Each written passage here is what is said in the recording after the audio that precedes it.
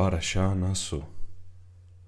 Na porção da Torá de Nassau aprendemos sobre os príncipes das tribos de Israel e os presentes que eles trazem. Todo o relato de Naasson, o príncipe de Judá, e os presentes que ele trouxe possuem uma importante significativa em relação ao Messias. Diz em Números 7:12: E apresentou a sua oferta no primeiro dia, Naasson, filho de Aminadab, da tribo de Judá. Moisés montou o tabernáculo e o consagrou no primeiro dia de Nissan. Nesse mesmo dia, os líderes das 12 tribos ofereceram presentes para a dedicação do altar. A palavra Nassi, que geralmente é traduzida como príncipe, ou em hebraico moderno presidente, é a palavra na Torá usada para se referir aos líderes das tribos. Diz em Números 7:2 que os príncipes eram os líderes das tribos. Eles eram os chefes dos homens contados. Naasson foi um dos príncipes que ofereceu presentes para a dedicação do altar. Naasson era príncipe da tribo de Judá.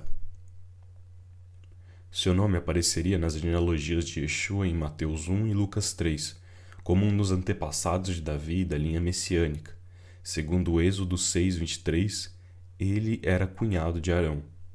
Arão casou-se com Eliseba, filha de Aminadab, irmã de Naasson, e ela lhe deu Nadab, Abiú, Eleazar e Tamar.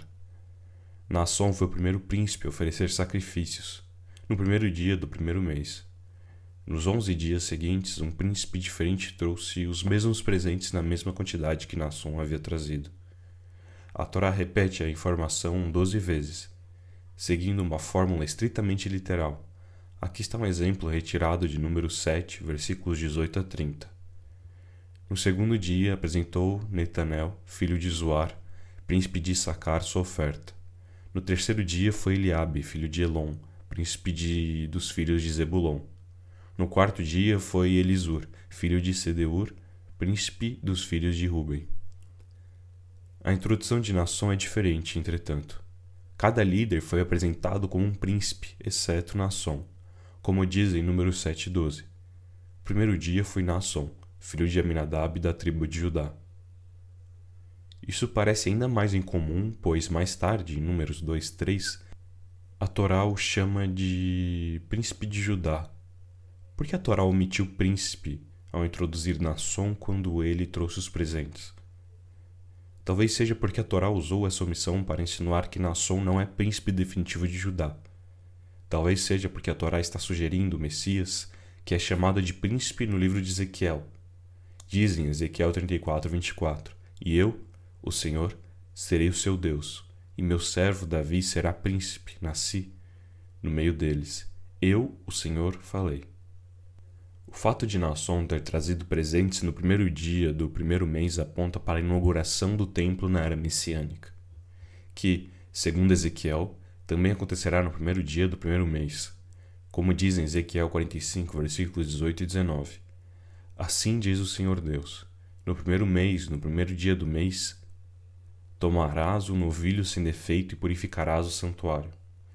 O sacerdote tomará um pouco do sangue da oferta pelo pecado e o porá nas ombreiras da casa, nos 4 cantos da borda do altar e nos postes do portão do pátio interior. Naasson foi quem ofereceu os presentes no primeiro dia do primeiro mês. Isso aponta para o que Ezequiel diz, que o príncipe fornecerá todas as ofertas e sacrifícios necessários para os festivais, como diz em Ezequiel 45:17. Será dever do príncipe fornecer os holocaustos, as ofertas e as libações, nas festas, nas luas novas e nos sábados, em todas as festas designadas da casa de Israel. Ele fornecerá a oferta pelo pecado, a oferta de cereais, o holocausto e as ofertas pacíficas, para fazer expiação pela casa de Israel. Diz em Colossenses 2:16-17 que o Messias fornecerá os sacrifícios em respeito a um festival ou uma lua nova ou um dia de sábado, coisas que são sombras do que está por vir. A provisão de sacrifícios pelo Messias em nome de todo Israel simboliza a responsabilidade maior e eterna declarada em Apocalipse 13:8. Onde se diz que o príncipe é o cordeiro morto desde a fundação do mundo.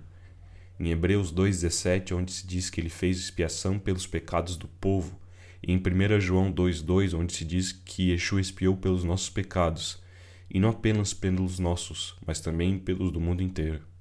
Como isso é possível? Uma opinião diz que os 12 líderes tribais concordaram previamente sobre quantos presentes e que tipos de presentes trazer.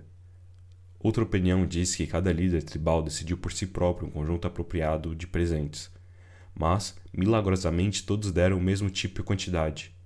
Aqui estão os presentes que foram dados. Um prato de prata pesando 130 siclos, cheio de farinha misturado com óleo, uma tigela de prata de 70 siclos, cheia de farinha misturada com óleo, uma panela de ouro pesando 10 siclos, cheia de incenso, um novilho para o holocausto, um carneiro para o holocausto, um cordeiro para o holocausto, uma cabra para oferta pelo pecado, 2 bois para ofertas pacíficas, 5 carneiros para ofertas pacíficas, 5 cabras para ofertas pacíficas, 5 cordeiros para ofertas pacíficas. Uma última opinião é que os outros príncipes tribais decidiram seguir o que quer que Naasson fizesse e dar o que ele deu. O Midrash Rabbah oferece uma explicação menos realista sobre por que Naasson deu o que deu. Explica que Naasson escolheu cada item para simbolizar o destino de sua tribo e como a linha real de Israel viria de Judá. Ele ofereceu o prato e a tigela de prata para simbolizar como a linha de Davi iria governar tanto o mar, o prato, quanto a terra, a tigela. O prato pesava 130 ciclos porque a palavra hebraica para mares tem um valor numérico de 100 e porque o lavatório de bronze de Salomão tinha uma circunferência de 30 côvados.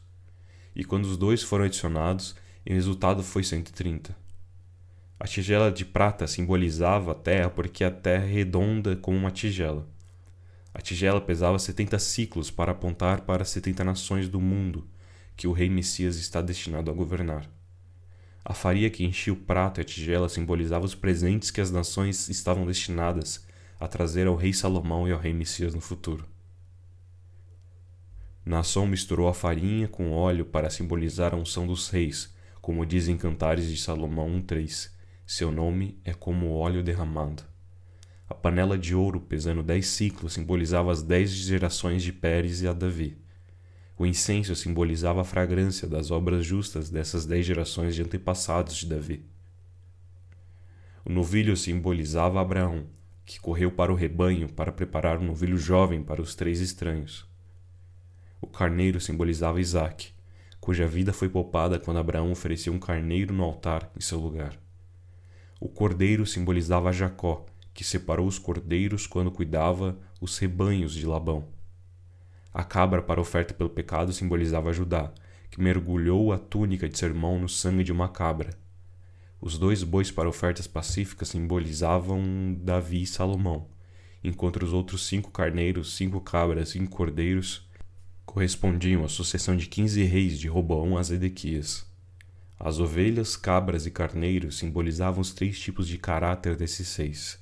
Alguns eram justos, alguns eram os ímpios e alguns eram intermediários.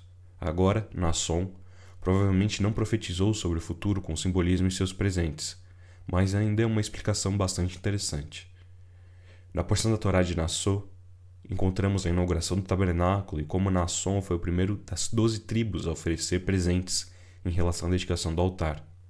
Tudo isso aponta para o tempo futuro, onde o Messias será a primeira pessoa em Israel a oferecer presentes em relação à dedicação do terceiro templo na era messiânica.